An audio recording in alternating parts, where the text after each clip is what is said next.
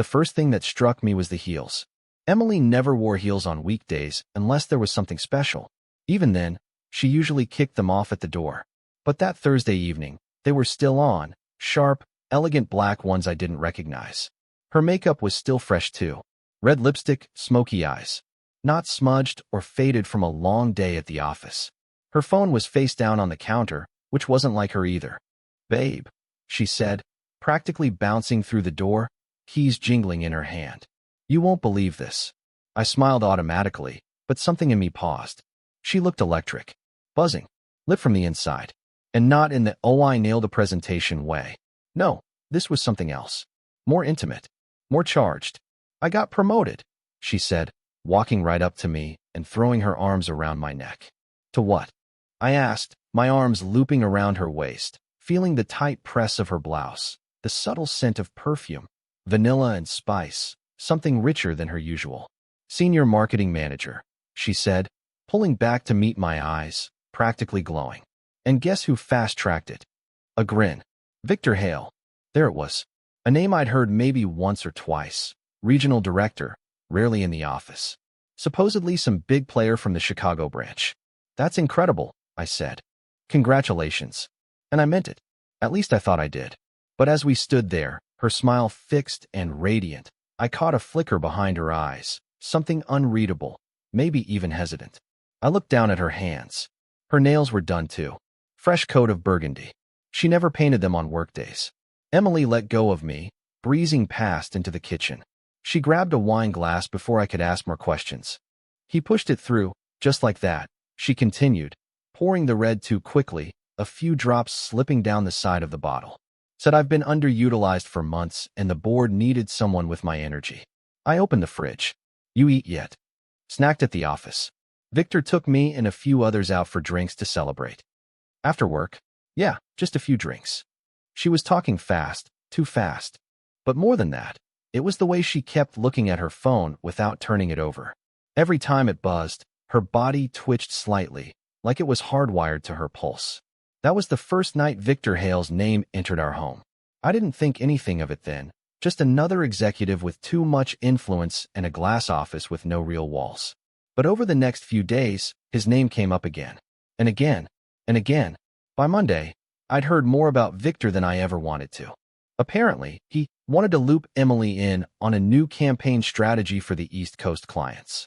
Tuesday night, she got home at 9:30. She said they'd gone 4 strategy drinks. Thursday, she was late again, texting me at 8:52 p.m., saying a last-minute meeting ran long. When she got home, her blouse was unbuttoned lower than usual, her laugh a little too sharp when I asked what they'd discussed. "He's just brilliant," she said, collapsing next to me on the couch. "One of those guys who sees 10 moves ahead. It's exciting to be around that." I just nodded. I try not to let my mind go there. You know the place. The dark little hallway where suspicion paces back and forth, whispering, "Don't be naive. You've seen this pattern before." But this was Emily. My wife. We'd been through too much together to let paranoia steal the spotlight. Right? Still, the seed was there, planted quietly in the dark soil of my gut. That Saturday, she had another team outing. This time a rooftop bar downtown. "No spouses. Company culture," she said with a laugh. "Victor thinks we should get to know each other better outside of cubicles." I almost asked, "Is that just you and him?" But I didn't. Instead, I waited up. At 1:04 a.m., I heard the garage door open. I watched from the hallway as she slipped off her heels, humming to herself. Her hair was wind-tousled. She didn't see me. She grabbed a glass of water, leaned on the counter, and smiled at her phone. Then she turned it face down again. I stepped out, pretending I'd just woken up. She jumped a little. "Jesus, you scared me." "Just came to get water," I said. She walked over and kissed me on the cheek. "Go back to bed, babe. Long day tomorrow." As I walked back down the hallway, I glanced at the kitchen clock. 1:09 a.m. I lay in bed that night, staring at the ceiling, listening to the shower run. It stayed on longer than usual. I heard her humming. The same tune she was humming when she smiled at her phone. Sunday morning, I was making eggs when she slid into a chair and said, "Victor thinks I should consider a transfer." "To Chicago?" She nodded, watching me flip the eggs. "Only for a few months. Training the new hires." getting a feel for the expansion projects. You'd live there? For a little. Maybe. It's not finalized. I set the plate in front of her, heartbeat suddenly louder than the sizzling pan. Is that what you want? I asked. She paused. I don't know. It's a big opportunity. Because Victor thinks so? She looked at me then, really looked. There was a flash of something sharp behind her eyes. You think I didn't earn this? No, I said too fast. I didn't say that. She stabbed at her eggs. You didn't have to. The rest of the day passed in strange silence. We cleaned the house, watched a movie, ordered takeout. The kind of quiet that sits heavy between you. Not angry, but unfamiliar, like sleeping in a stranger's bed. That night, I waited until she was asleep. I got up, went to the kitchen, and opened her phone. I didn't have her passcode. Never needed it. Until now. I stood there in the dark, holding her phone like a grenade with the pin already pulled. Chapter 1 ended right there. Not with a bang, but with a long, quiet click as I set the phone back down and walked away. I wasn't ready yet, but I knew something had started. And whatever it wasn't over. I flew out Monday morning. Company retreat in Colorado Springs. 3 days. Back Thursday. Then again the following week. Another trip, different city, this time Phoenix. I wasn't worried when I booked them. Not yet. The first trip was smooth. Quick meetings, long lunches, the usual corporate theater. But something started gnawing at me on the second night. Emily hadn't picked up my FaceTime call. Texted 10 minutes later. Sorry, babe.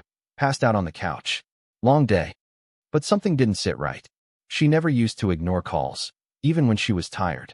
And she didn't send her usual goodnight selfie, the one with her under the blanket and that sleepy half-smile she knew I loved. That little ritual had become a string between us when we were apart. By Thursday morning, I convinced myself I was being ridiculous. I grabbed coffee and flew back, smiling as I pictured her at the airport waiting for me, arms crossed like she always did when I was late to baggage claim. She wasn't there. I took an Uber home. When I walked through the door, she was on the couch in leggings and a t-shirt, laptop open, hair messy like she'd just rolled out of bed. She looked up like she'd forgotten I was coming back that day. Oh, you're home early. It's 5:30. She blinked at the clock on the oven. Shit. I lost track of time. I dropped my bag and stepped toward her. She kissed me on the cheek, barely, and went back to typing.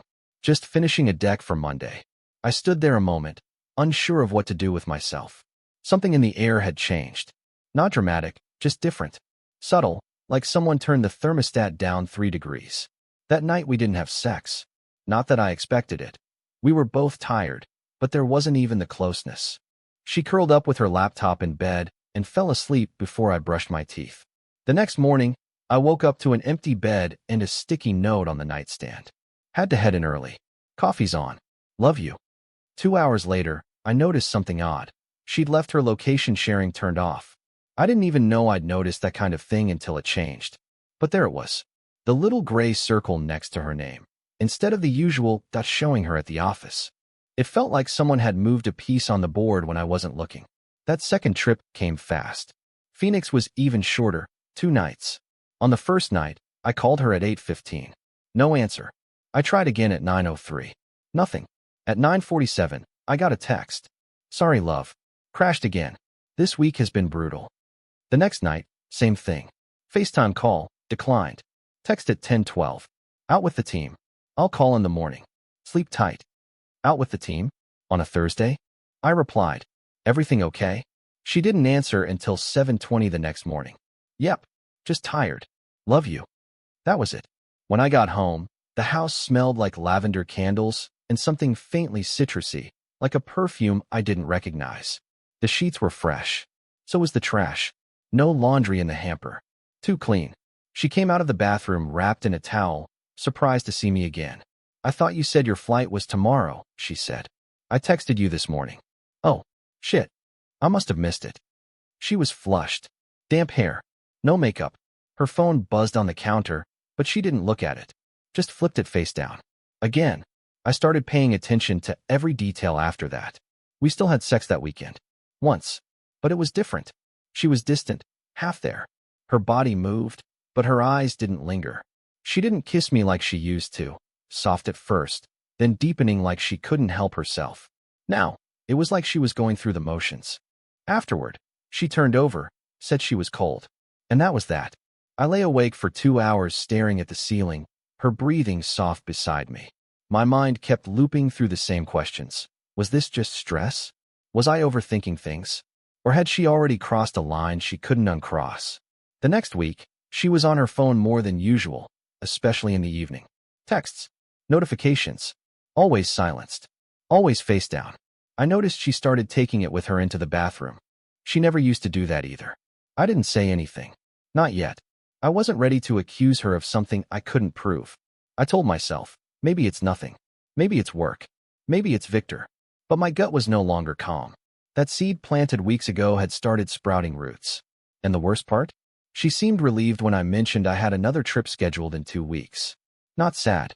Not clingy. Not asking if I could skip it. Relieved. She smiled, kissed my cheek, and said, "You've been working so hard. Maybe a change of scenery will be good." That night, she fell asleep with her back to me again. I lay there with one hand resting on the cool space between us, wondering how long it had been since she reached for me first. Not just for sex. For anything. A touch.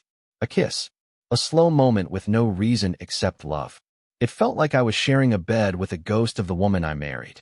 And somehow, I already knew. The week I'd be gone next, that was the week she'd get pregnant.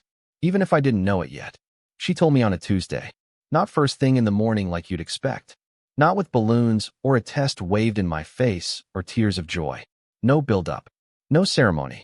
Just a quiet moment that hit like a slow-motion collision. I was at the sink, rinsing out a mug before heading to work, when she cleared her throat behind me. "Hey," Emily said. Soft. Careful. I turned. She was standing near the doorway, arms wrapped around herself, not smiling. Her eyes were glassy, like she'd been holding something in for too long.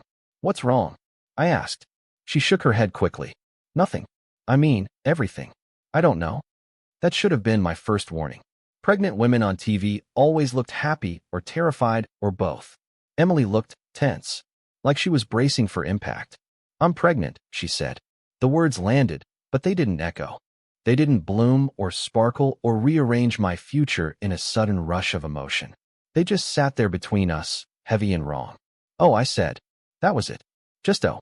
Her shoulders sagged a little, like she'd been expecting something else. "You're not excited?" "I am," I said automatically. Too fast. Wow, that's a lot." She nodded, biting her lip. "I know. I'm still in shock too. I mean, we weren't trying. I didn't even think it was possible right now." I watched her closely as she spoke. The way she avoided my eyes. The way she kept talking, filling the silence before I could ask anything. "I thought I was just stressed," she continued. "Late nights, travel, the promotion. You know how my cycle's been weird before. But then I missed another period and took a test, and," her voice broke. "I took 3 more just to be sure." I stepped forward and pulled her into a hug. She pressed her face into my chest and exhaled shakily. Inside, something in me had gone perfectly still. My mind had already started counting. I didn't say anything that morning. I told her congratulations, kissed her forehead, held her while she cried. I went to work like normal, but the math wouldn't stop. 6 to 7 weeks pregnant. That's what she said later, after Googling symptoms and timelines. 6 to 7 weeks meant conception somewhere in a window I remembered with painful clarity. Because I wasn't home. I was in a hotel room in Phoenix, watching bad cable, eating takeout, falling asleep alone. I remembered the exact week because I joked with a coworker about how my wife and I hadn't had sex in almost 10 days. Too busy, too tired, too out of sync. I remembered texting Emily goodnight from that room. Remembered her reply coming late. Remembered thinking she sounded distant. Now the dates lined up too cleanly. Too cleanly. That night, she sat me down on the couch like she needed to manage my reaction. "I know this is sudden," she said, hands clasped tightly in her lap. "But I want you to know, I want this. I want us to be happy about this." I nodded slowly. "Of course." She leaned closer, searching my face. "You believe me, right? That this was just unexpected?" "Yes," I said. It wasn't a lie. Not exactly. I believed it was unexpected for me. She started talking again, fast and breathless. About doctor's appointments. About vitamins. About how she didn't want to wait to tell people. "I think we should tell my parents soon," she said. "And your sister. And maybe post something small online." "Already?" I asked. She flinched. Why not? People will find out eventually. I just thought maybe we'd wait until the first appointment, I said carefully. You know, hear a heartbeat first. Her jaw tightened. I don't want to wait. The urgency in her voice was unmistakable now. She needed this to be real. Public. Locked in. Like once the world accepted it, no one could question how it started. Over the next week, she kept pressing. Can we tell your mom this weekend? Should we order one of those little onesies for the announcement photo? Victor said the company has great parental leave benefits, by the way. Victor. I didn't react, but my stomach dropped. She hadn't said his name around me in days. Now it slipped out casually, like it belonged in the conversation. That's good, I said. She smiled at her phone immediately after, typing something quickly before turning the screen off. Face down. Always face down.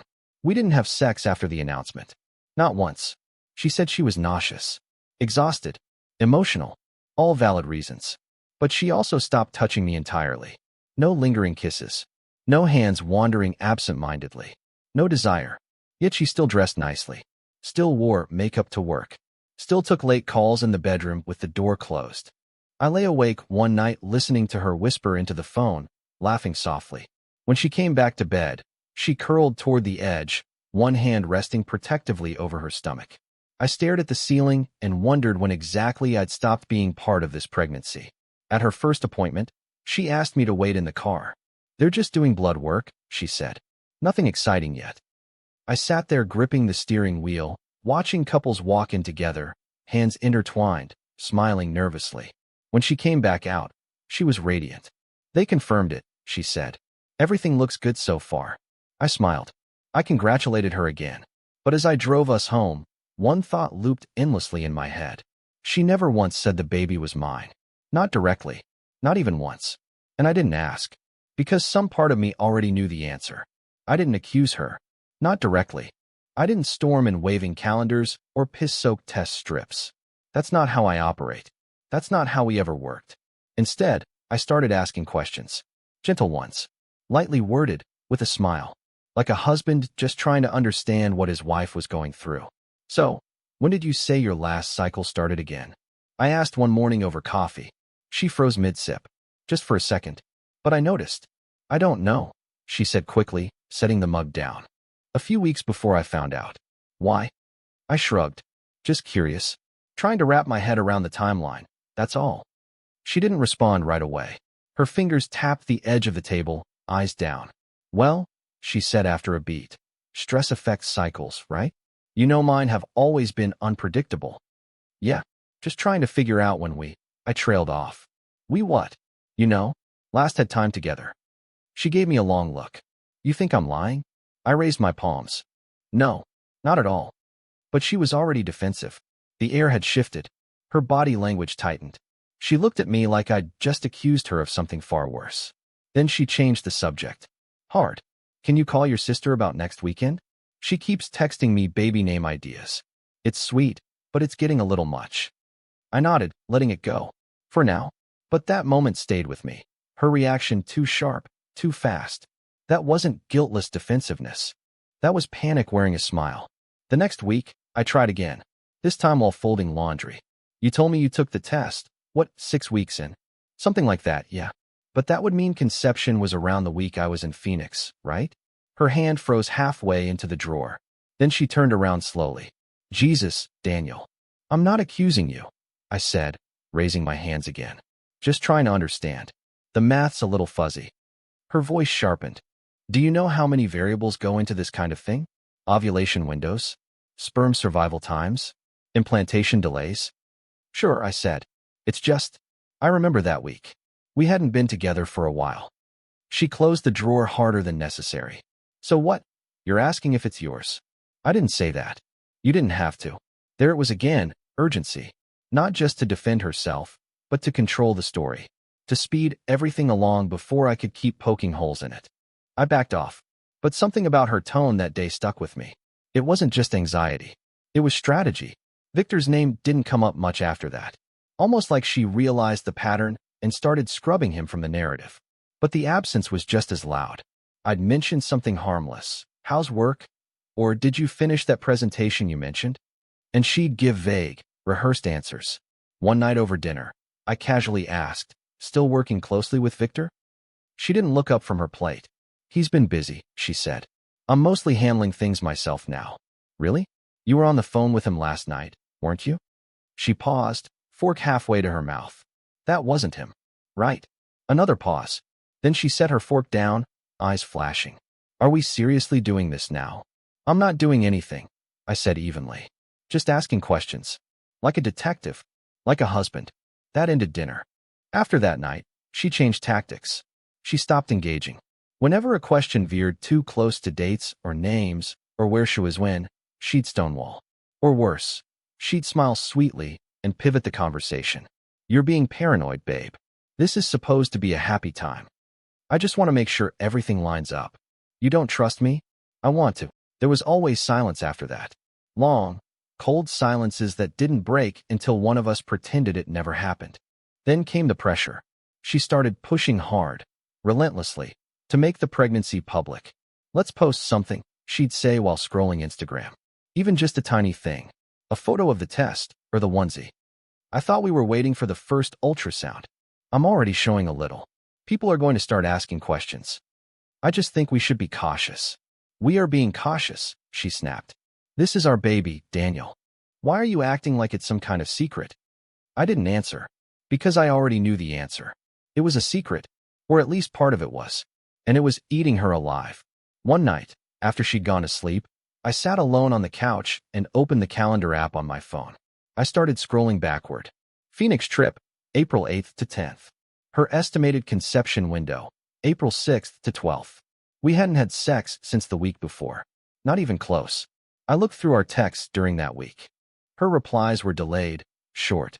One night, she didn't respond at all until morning. I pulled up the security camera logs from our doorbell app. Motion detected, 11:22 p.m. Thursday night. Her silhouette entering the house, heels in hand. I stared at the video for a long time. Zoomed in. Replayed it. Memorized the curve of her figure, the way she slipped inside quietly, like she didn't want to wake anyone. She'd never mentioned going out that night. The next morning, I asked again. Lightly. Casually. "You were out pretty late Thursday that week I was gone." She blinked. "What?" "Thursday night. I saw a motion alert come through." "Oh," she said quickly. "Yeah. Drinks with a few coworkers. Last-minute thing." "Victor." She hesitated, then nodded. "And a few others. Wasn't in your texts." I didn't think it was important. Right. Not important. By week 10, her urgency hit a fever pitch. "We need to tell people," she said one night while brushing her hair in the mirror. "This baby's already real. The longer we wait, the weirder it gets." "What's the rush?" She turned to me, eyes blazing. "Because I'm tired of pretending like everything's normal when you clearly think it's not." I stepped into the room, my voice quiet. "Then help me understand. Walk me through it." "I already did," she snapped. "Emily." "No, I'm not doing this. I'm not going to sit here and justify my body to my own husband." And just like that, she turned off the light and walked past me into the dark. The next morning, she posted a picture of a pair of baby shoes on her private Instagram account. No tags. No mention of me. Just a caption. "Coming this winter, baby bottle #blessed." I stared at it for a long time. She never even told me she was going to post it. And still, I didn't comment. Because I wasn't sure if I was the father. And I wasn't sure if she was ready to admit I wasn't either. Emily went into labor on a Thursday morning in early January. The roads were icy, the sky still black. She woke me up around 4 a.m., hunched over in the bathroom, gripping the counter with white knuckles and a breathless whisper. "It's happening." There was no emotion in my chest. No panic, no excitement, just a quiet, mechanical readiness. I got the bag from the closet, started the car, held the door while she waddled out, one hand pressed to her side. This was supposed to be one of the best days of our lives. It didn't feel like mine. The hospital lobby smelled like antiseptic and cinnamon, the weird holiday blend they pumped through the vents this time of year. We rode the elevator in silence, Emily clutching her belly, her breathing sharp and shallow. A nurse met us at the maternity ward entrance with a clipboard and an efficient smile. "You must be the Parkers," she said. "We've got you in room 412. Follow me, and we'll get you checked in." I rolled the suitcase behind us while Emily leaned into the nurse's shoulder. She looked up at me once, just a glance, but it was enough. She was scared, not just of labor, of me, of what was coming. The room was sterile but warm, walls painted soft pastel green. A bassinet stood ready in the corner. Machines beeped gently as the nurse fitted Emily with a monitor and started the paperwork. Name of the father? The nurse asked, flipping to a familiar-looking form on her clipboard. Emily hesitated. Then, Daniel Parker. The nurse smiled. Great. We've got everything pre-filled from your OB. You'll just need to sign here, Mr. Parker. She handed me a pen and pointed to the signature line beneath the words legal acknowledgement of paternity. I didn't move. My hand stayed at my side, fingers twitching slightly. The nurse tilted her head. Is there a problem? Emily's eyes were wide. Her lips parted. Daniel, she said softly. It's just a form. No, I replied, voice steady. It's a legal document. The room went still. The nurse glanced between us, awkward now. If you'd like to review. I'm not signing anything until a paternity test is done. Emily let out a breath. A sharp, broken exhale. You're seriously doing this now? I looked at her. Not angry. Not even hurt. Just tired. Yes. She turned her face toward the ceiling, blinking rapidly.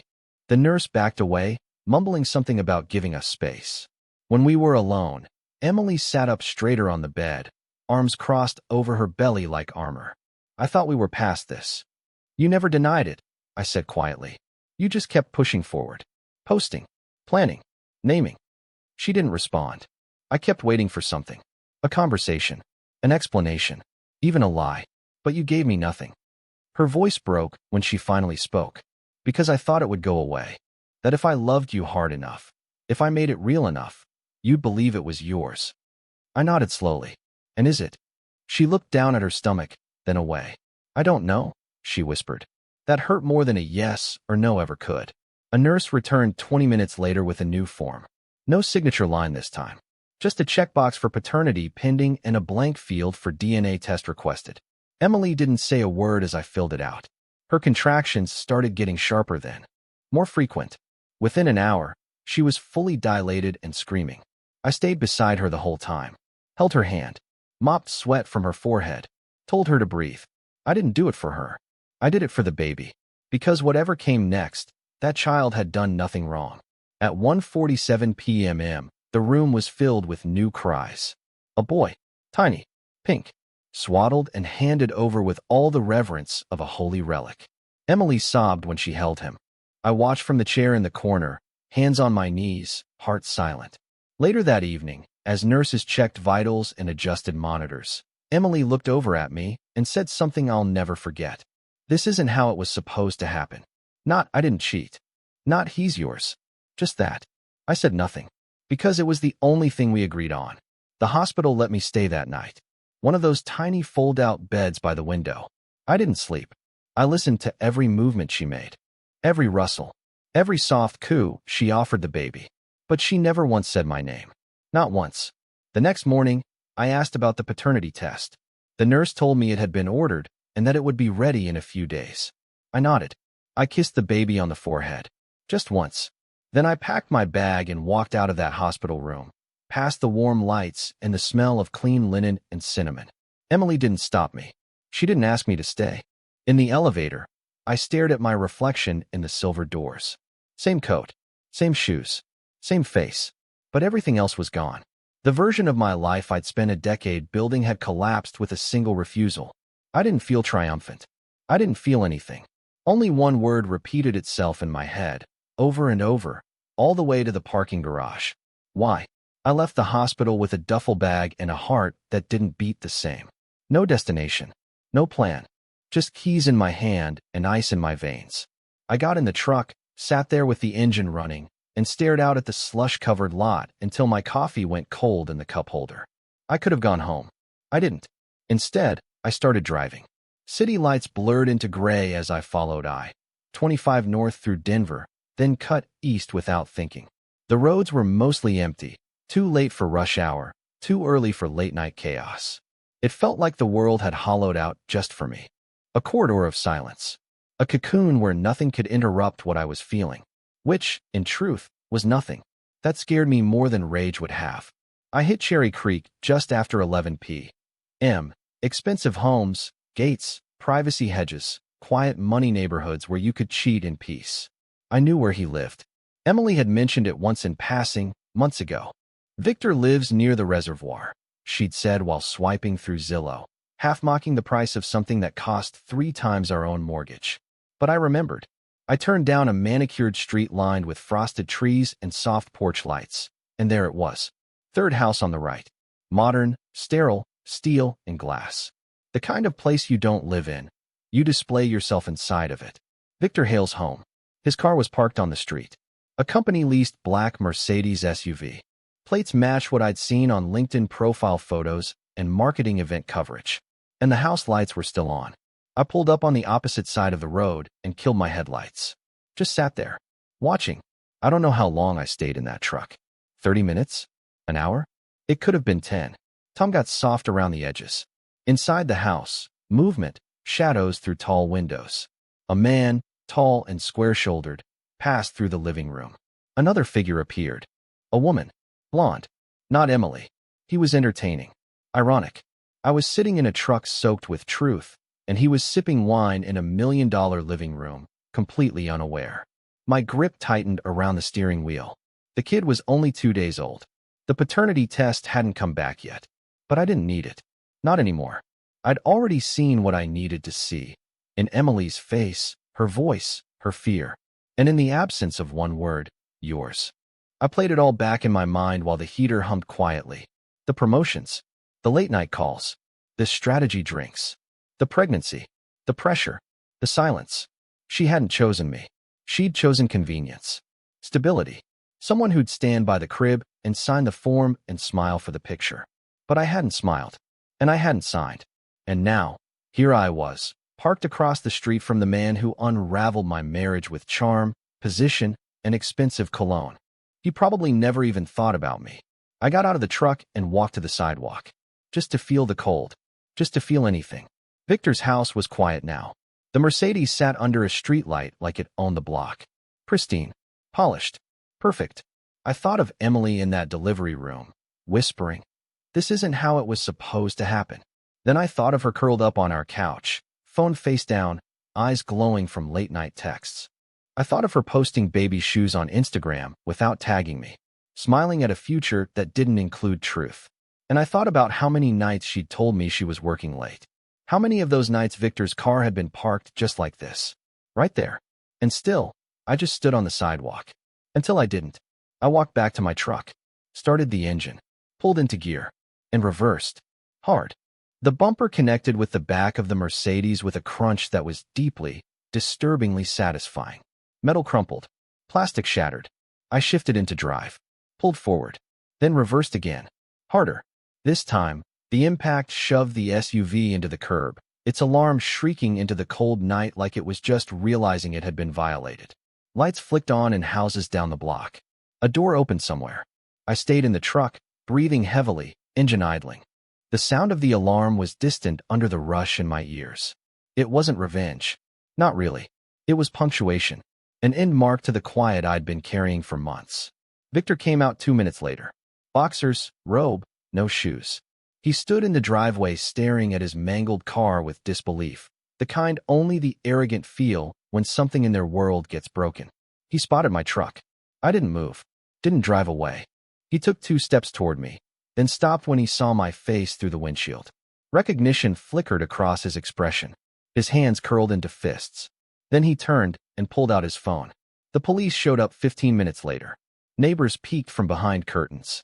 Victor paced the sidewalk, gesturing wildly to the officers, trying to keep his voice low but animated.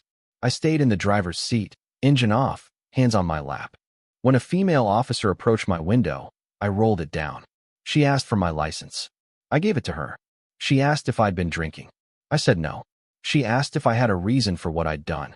I looked past her, toward the house, toward the man now hiding behind his title, clutching his bathrobe like it was armor. Then I said calmly, I didn't want to hit the car. Pause. I wanted to stop pretending. They didn't cuff me, just told me to wait. Eventually, Victor walked over, red-faced, trying to play the big man. You're lucky I don't press charges, he spat.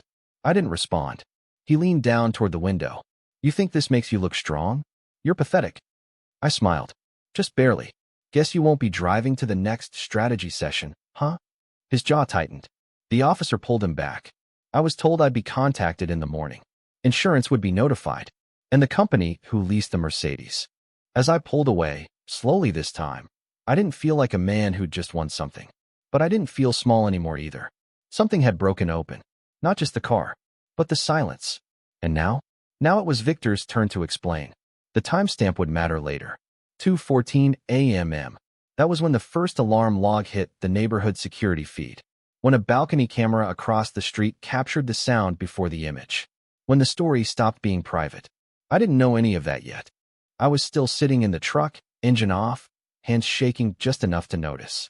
The Mercedes alarm screamed into the night, a shrill, looping cry that echoed off the glass fronts of houses built to keep noise out. Lights snapped on one by one. Curtains shifted. Somewhere above me, a phone camera began recording. I didn't leave. That was the strangest part. Every instinct said drive, disappear before consequences arrived, but my body didn't listen.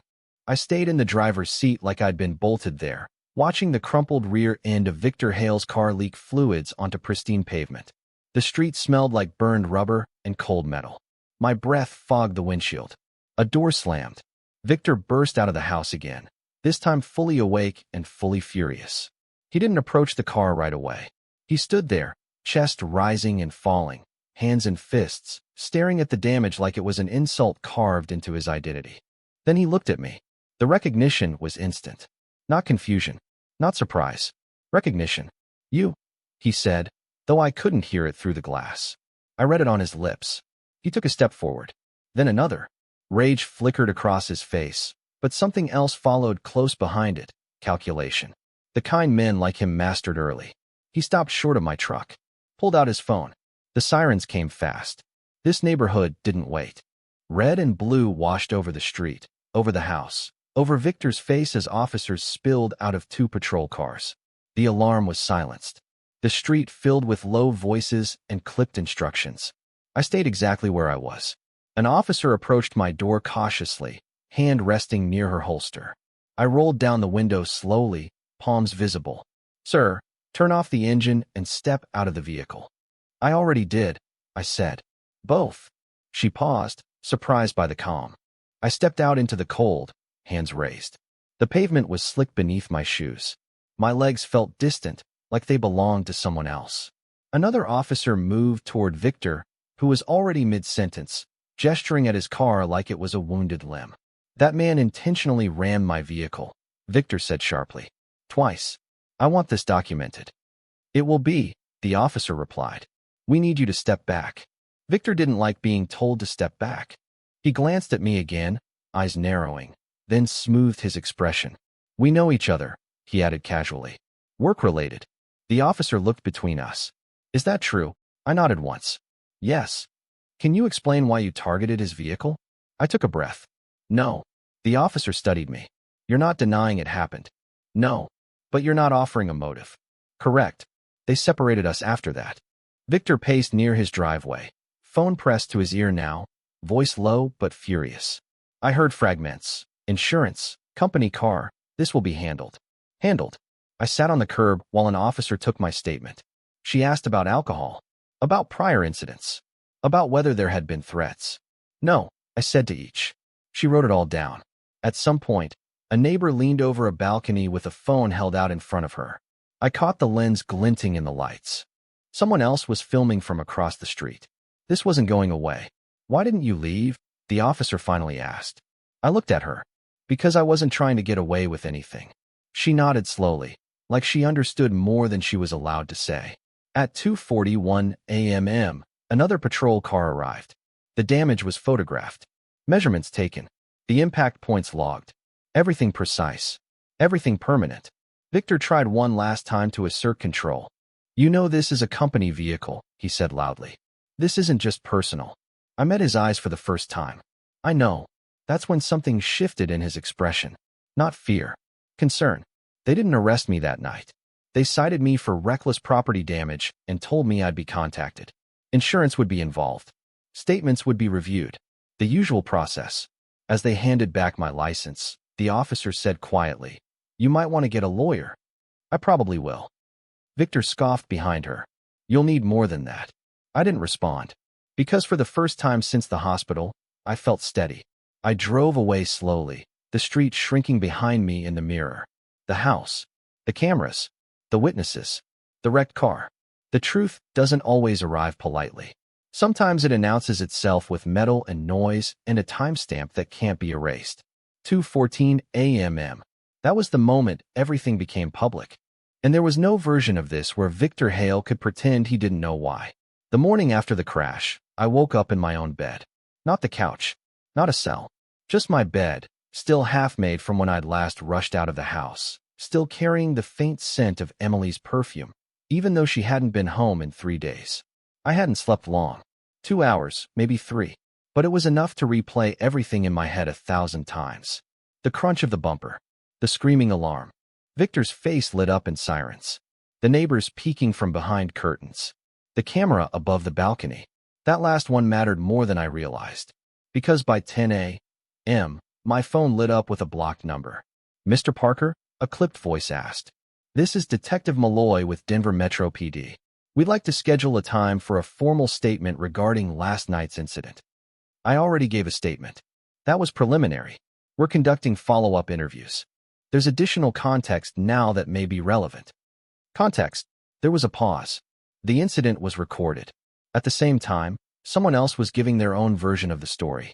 Victor Hale. And he wasn't just talking to the police. He was on the phone with corporate. Not just HR, executive compliance. Because the car I'd hit wasn't his. It belonged to the company. Registered under a marketing fleet policy with commercial insurance coverage, GPS tracking, and quarterly audits. A vehicle used for authorized business operations.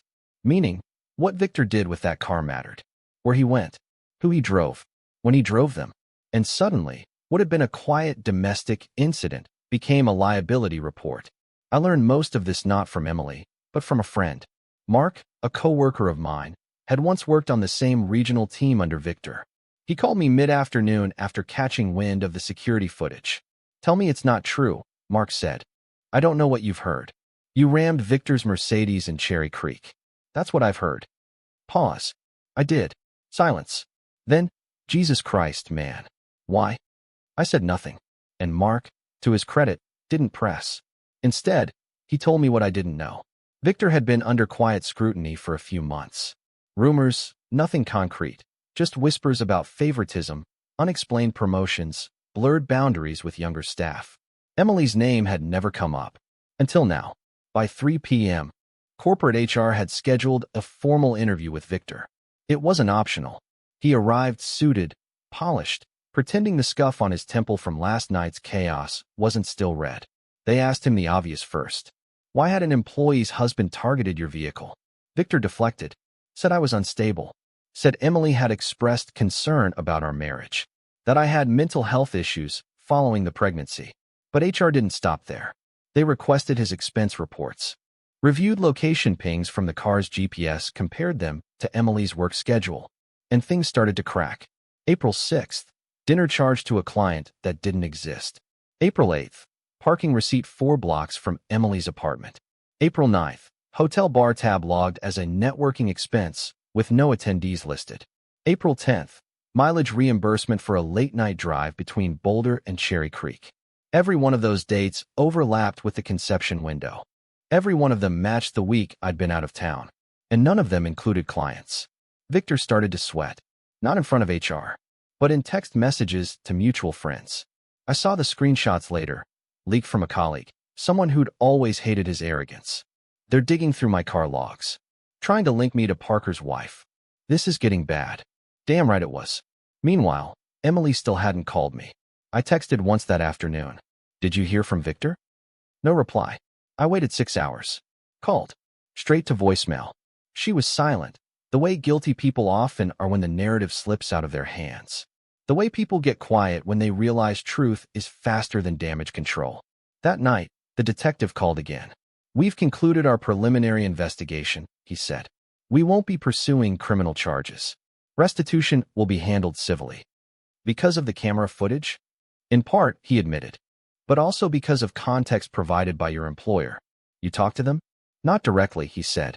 But when a company asset is involved, especially a vehicle leased for authorized business, it triggers a compliance review. And they found irregularities. He didn't elaborate. He didn't have to. I thanked him, hung up, then sat in the dark living room of the house I no longer recognized. Later that evening, I logged into our shared cloud storage account. Emily hadn't changed the password. I found a folder she probably forgot was synced, screenshots of calendar invites, travel confirmations, receipts for team dinners. One stood out. April 9th, 9:47 p.m. Calendar invite. Victor, post-strategy debrief wineglass. Location, the Halcyon Hotel, room 421. Same night I called, and she didn't answer. Same night I got a text hours later saying she'd fallen asleep early. I didn't need a recording. I didn't need a confession. I had receipts. By the time the sun rose on the next day, the storm was no longer mine alone. It had reached the office. The compliance department flagged Victor's vehicle usage, flagged his expenses, flagged him. The car wasn't the story. The timestamps were, because they matched Emily's over and over again with almost surgical precision. He hadn't just slept with a married employee's wife. He'd weaponized the company to do it.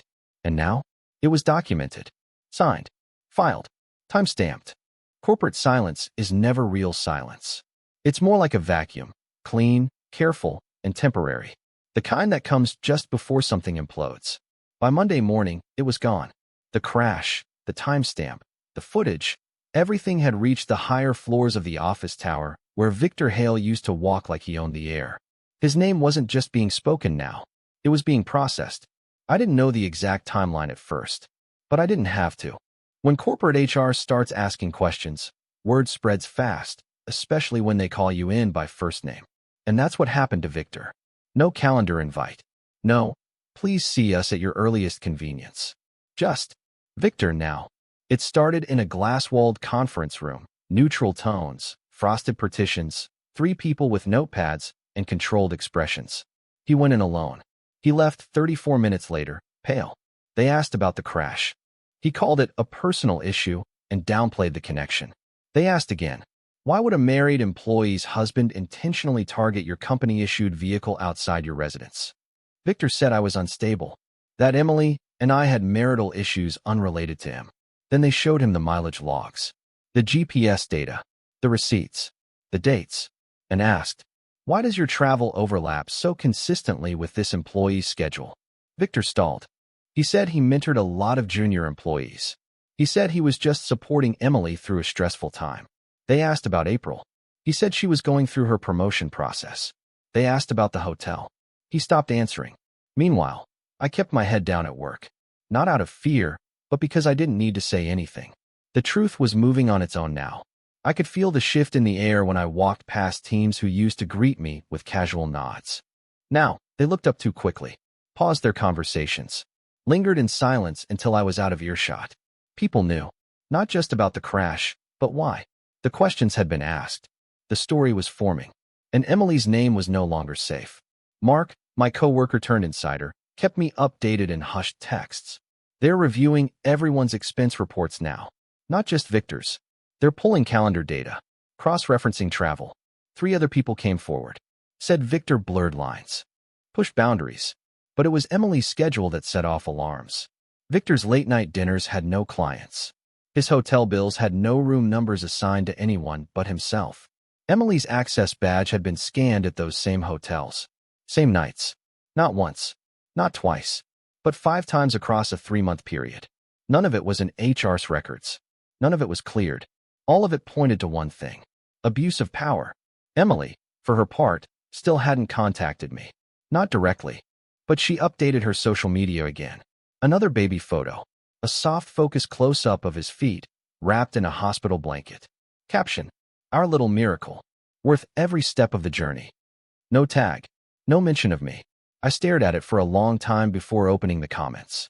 28 likes. Dozens of congrats. One distant friend asking, where's Dad? She didn't answer. Because she couldn't. Not without opening a wound the algorithm couldn't explain. Back at the office, HR kept digging. The deeper they went, the more they found. Victor's travel logs didn't match his project timelines. His client dinners were padded with names that didn't exist. One even included a former client who'd passed away 2 years ago. He'd been using the system like it was a smokescreen. And for a while, it had worked. Until I hit his car. Until someone asked why. I was called in 3 days later. Not to be disciplined, but to offer my own statement. A compliance officer named Julianne met me in a small office I'd never seen before. No windows. Just beige walls and a whiteboard with the word integrity scribbled across the top in blue marker. "We're not here to evaluate your actions," she said carefully. "This is about corporate misuse and patterns of behavior that may have affected multiple employees." "I assume you mean Victor," I said. She gave the faintest nod. "Did your wife ever mention feeling pressured by him?" I paused. That word, pressured. It didn't quite fit. "Not exactly." "No," I said. She admired him. At first. Called him brilliant. Said he pushed for her promotion personally. Julian made a note. She started working longer hours after that. Late meetings. Strategy sessions. Half of them after 9 p.m. Did she ever express discomfort? No. But she stopped talking about him. Completely. Like she realized saying his name out loud connected dots she wasn't ready to admit. More notes.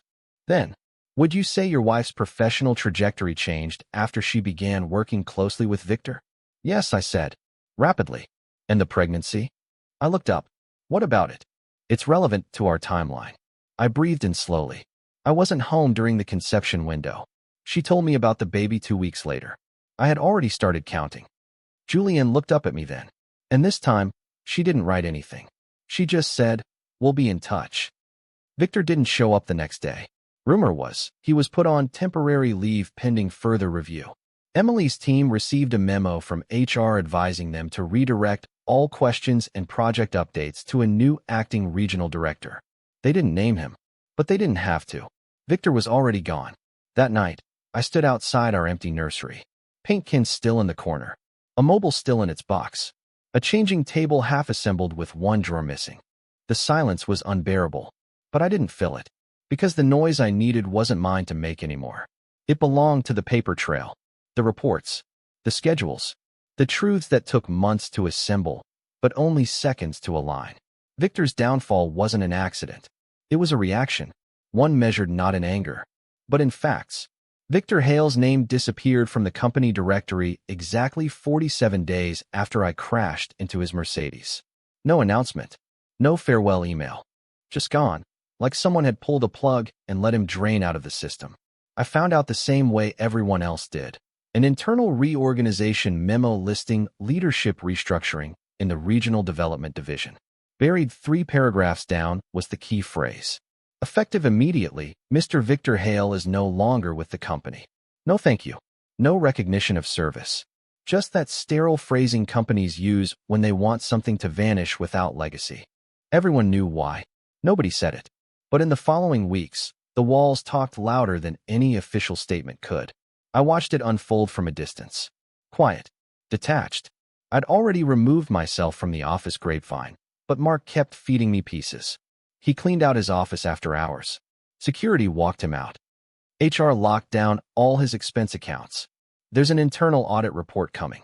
Full breakdown of travel, reimbursements, inappropriate conduct. Victor didn't go down over the affair. That would have been too simple. He went down because he left evidence in his wake. Receipts, approvals, fabricated client names on wine-stained dinners, room service bills signed during off-site team planning. That never happened. And then there was Emily. Her name never made the official reports. But she didn't have to be mentioned. Everyone saw the baby photos. Everyone counted. I got the DNA results the same week Victor's termination email went out. An envelope. Plain. Clinical. I didn't open it right away. Just stared at it under the kitchen light, like it might change on its own if I waited long enough. But it didn't. It said what I already knew. Probability of paternity, 0%. Not a question. Not a maybe. 0. My name had been typed on the birth certificate form in the hospital. She had asked me to sign it. Eyes wide, voice soft. I had refused. And now the silence I'd held on to for 9 months was finally justified in black ink. I told Emily in person. She was holding the baby when I walked into her apartment. Her eyes flicked to the envelope in my hand, and she froze. She didn't ask what it said. She didn't need to. Instead, she whispered, You're still his father to him. I looked at her, looked at the child, then said the one thing I had never let myself say until that moment. No, I was your husband. I would have been his father, but you made sure I couldn't be either. She didn't cry. Maybe she'd already done all her crying. Maybe there wasn't anything left. She handed the baby off to her mother and followed me to the door. I never meant for it to go this far, she said. I turned back to her. You didn't mean for me to find out. That's not the same thing. She didn't argue. She just shut the door softly behind me. And that was the last time I saw her with the baby in her arms. The divorce process moved faster than I expected. The DNA test was a legal wrecking ball. No custody to negotiate. No visitation. No mediation. It was over before she could blink. Our 10-year marriage ended in 97 days from filing to final decree. She didn't fight it. She didn't have the grounds to. The court didn't care about why. It cared about what was provable. And the paternity test proved everything. The last rumor I heard about Victor came from someone in compliance. He tried to apply for a job at another firm in the same industry. Didn't even make it to interviews. His name was flagged in a private HR network, a quiet whisper shared between directors. Watch this one. Pattern of manipulation. Took down a division. Cost us 2 clients. The world never officially blamed him for the affair. But behind the scenes, he'd been marked. Not as a predator, but as a liability. The kind of man who let ego lead the strategy. The kind who blurred the lines until they burned. And Emily? She moved back in with her parents. Started working remotely.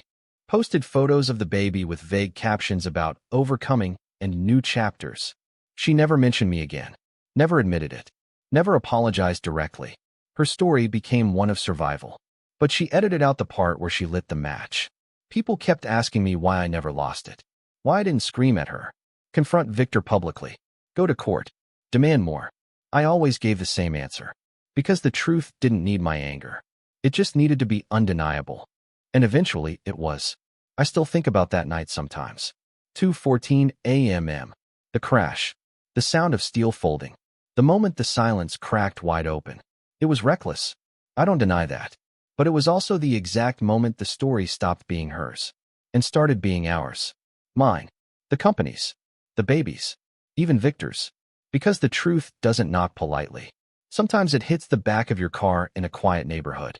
And when it does, you either face it or get crushed under it. The legal end came on a Thursday morning in March. A digital PDF in my inbox. Subject line. Finalized decree, Parker versus Parker. There was no fanfare, no phone call. Just a quiet thud in my chest when I clicked it open and saw my name standing alone at the top of the page. No cosigner. No join anything. Just me. And at the bottom, a judge's signature. That was it. 10 years, gone in under 10 megabytes. I didn't cry. I didn't even pour a drink. Instead, I drove out to the lake, our lake. The one where Emily and I used to walk trails, years ago, when our biggest fights were about who left wet towels on the bed.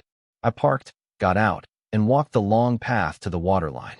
It was early spring, still cold, the wind moving across the surface in sharp little gusts. A couple walked past with a stroller. I didn't look down. I stayed there a long time.